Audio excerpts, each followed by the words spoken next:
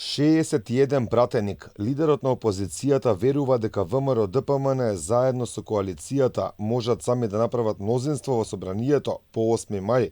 Христијан Мицкоски е уверен во двојна победа и на Гордана Силјановска-Давкова во трката за претседател и на неговата партија на парламентарните избори. Верувам дека во среда ќе имаме убедлива двојна победа.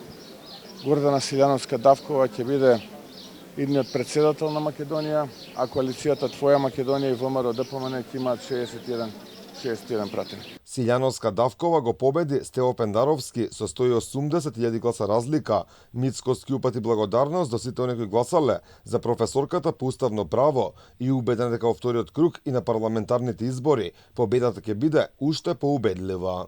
За мене неуспехот не е неуспех, за мене е успех пред се она кое што се случи во првиот круг.